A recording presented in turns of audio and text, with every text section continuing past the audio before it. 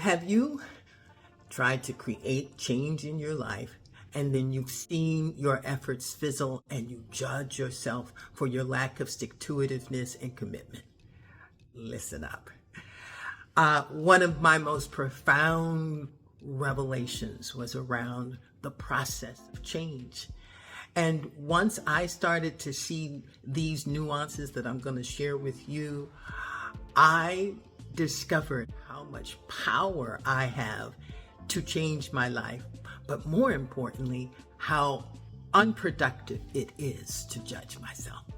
So, as an analogy, and just as like an exercise, think about your pattern like it is a living, breathing thing, like it is alive. And if you think about any living, breathing thing, it needs its food, it needs its sustenance to maintain itself. Our patterns need us to do what we have done in order for it to maintain itself. And so it is going to have a vested interest in you not following through, in circumventing your efforts. So to step into change, you have to know that it is a conscious, intentional, and deliberate decision on your part that needs you to be aware that there is a conscious effort on the part of the pattern to maintain itself as well. So when it gets hard, when you are confused, when you feel like you are backsliding, it's just the tension between what has been fighting what is. So that insight right there was like, wow, because it meant that anytime I was at war with myself, I didn't have to blame me, my person, for this challenge. I could understand that the brain is wired in a way to maintain itself. The surviving self likes what it knows. And what it knows is the pattern that you have been in that now makes it comfortable. Your pattern is your surviving self's comfort zone.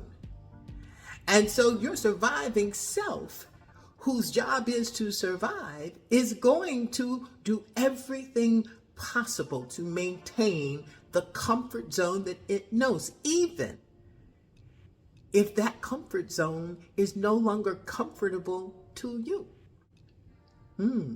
Right? So to have that as an awareness is powerful. Then to understand that change is happening in places where you cannot see.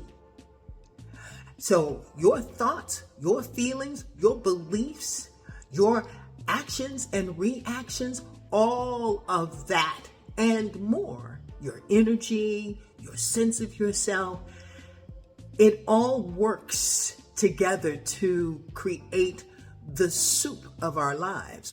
So if you want to recreate your life, redesign your life, that means that you will redesign your thoughts, your feelings, your beliefs, your actions, and your reactions.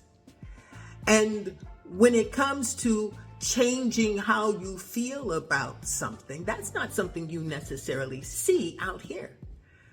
So the moment you decided that you wanted something better, something different in your life, you started the change process because that new thought was interrupting the pattern that had been established that was keeping your old habits and patterns in place. So don't underestimate your desire for change, Your desire for change is interrupting what has become your default pattern around whatever it is you want to change.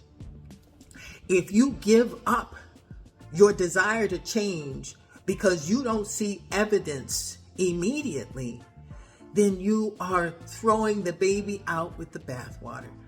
Because inside of you, that new desire is also creating new feelings. And the more you leave room to nurture that new desire and those new feelings, you are creating an environment inside of yourself where change not can happen, is happening.